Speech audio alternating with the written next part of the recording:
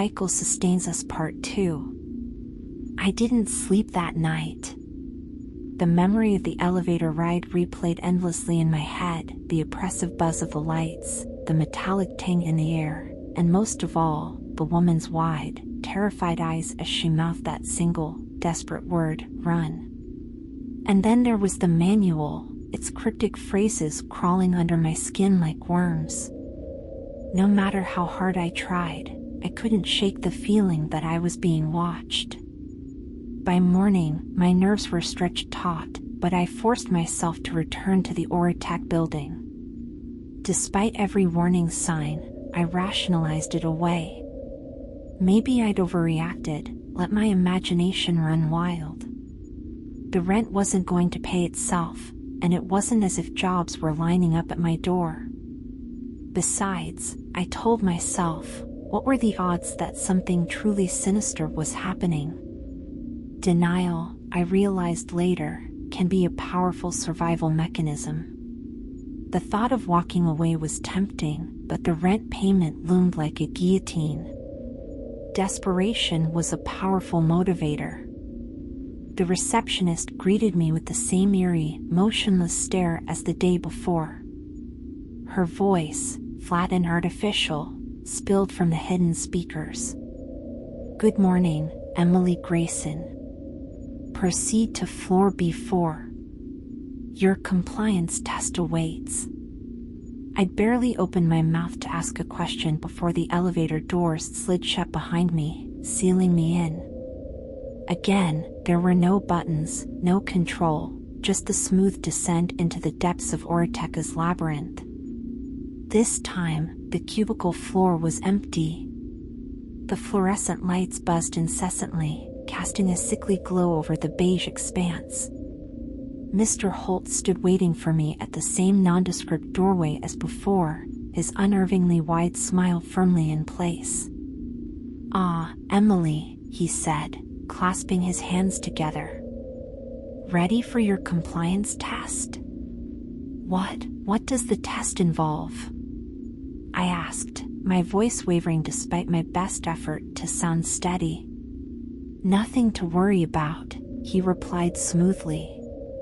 "Just a standard assessment to gauge your understanding of Oratech's policies and procedures." I hesitated. Every instinct screamed at me to turn around, to run. But Mr. Holt's gaze pinned me in place, his smile a silent warning.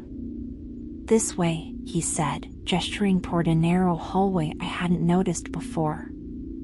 The walls seemed to close in as I followed him, the faint metallic scent in the air growing stronger. The testing room was a stark, white chamber. A single chair and desk occupied the center, both bolted to the floor. In front of the desk, a large monitor flickered to life, displaying the Ouroboros logo. "Take a seat," Mr. Holt instructed. I obeyed, the cold metal of the chair sending a shiver through me. The monitor displayed a series of questions, each one stranger than the last. 1. When is it acceptable to question policy? A. Only when directed by a superior. B. Never. C. During quarterly evaluations. 2. What sustains Oratech? A. Innovation. B. Compliance. C. The cycle. 3. If harmony is disrupted, what is the appropriate action? A. Report the disruption to human resources. B. Realign through self-correction. C. Escalate to level 2 processing. My pulse quickened as I read. None of the answers made sense, at least, not in a way I could understand. But the Ouroboros at the top of the screen pulsed faintly, as though urging me to choose. "How long is this going to take?" I asked, turning toward Mr. Holt. He wasn't there. The room was empty. A low hum filled the air, growing louder with each passing second. The monitor displayed a new instruction. Place your hand on the scanner to continue. I looked down and saw a recessed panel on the desk, glowing faintly. My hand trembled as I pressed it to the surface. A cold sensation spread through my palm, followed by a sharp prick. I yanked my hand back, but it was too late. The monitor flashed. Identity confirmed. Compliance level pending. Suddenly, the walls around me lit up, revealing a seamless array of screens. Footage began to play, each clip showing an employee at work. But something was wrong. Their movements were jerky, unnatural, like puppets on strings. One by one, their heads snapped toward the cameras, their mouths moving in silent synchrony. The cycle sustains us. I recoiled, my chair scraping against the floor. The footage shifted, showing something else now, a worker being escorted into a featureless room. The door locked behind them, and the camera's feed went dark. Before I could process what I'd seen, the monitor in front of me displayed another prompt.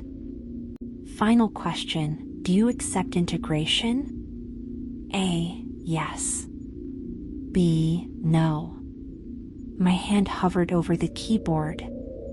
What happens if I say no? I whispered, but the room offered no answers. The hum grew louder, almost deafening. I pressed B. The monitor went blank, and for a moment, nothing happened. Then, the door opened, and two figures stepped inside. They wore identical gray uniforms and featureless masks, their movements eerily synchronized. "Stand," one of them said in a voice devoid of inflection. I froze.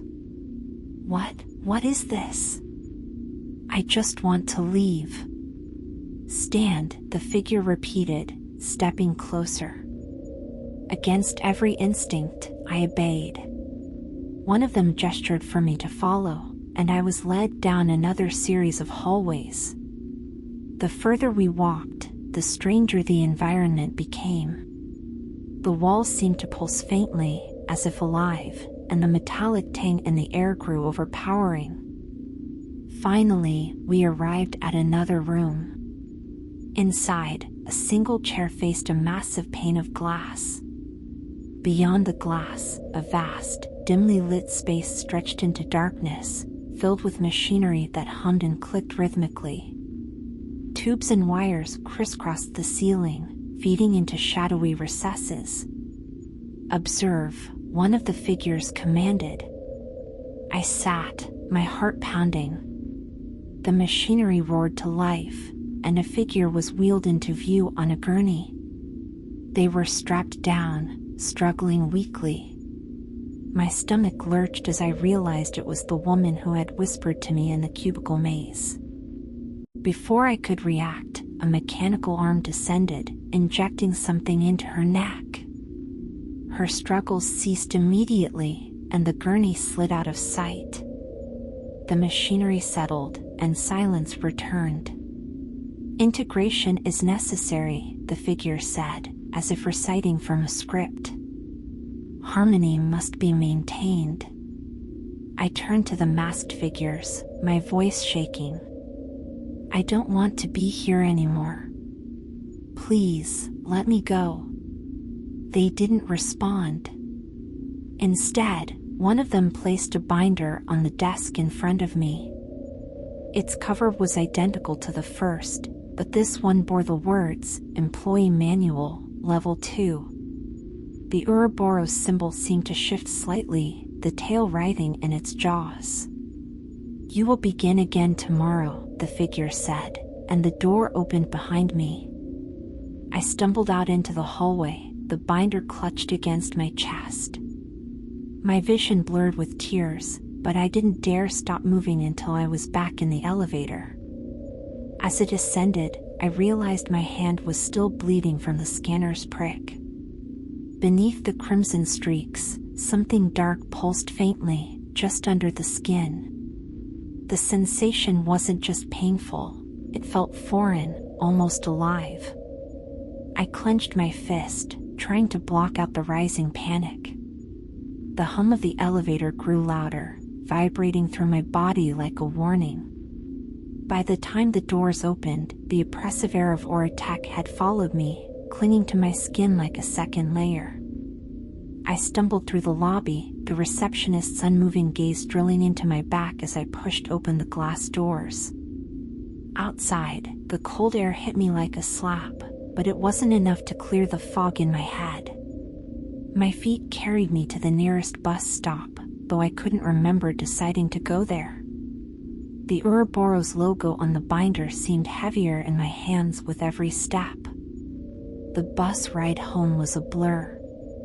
Every creak of the seats and hum of the engine made me flinch, the scanners wound on my hand throbbing in rhythm with the memories of the day.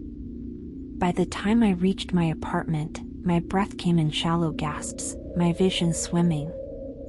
I locked the door behind me and slumped against it, clutching the binder to my chest. The Ouroboros stared back at me, mocking and endless. I wanted to throw it away, to burn it, but something told me that wouldn't stop any of this.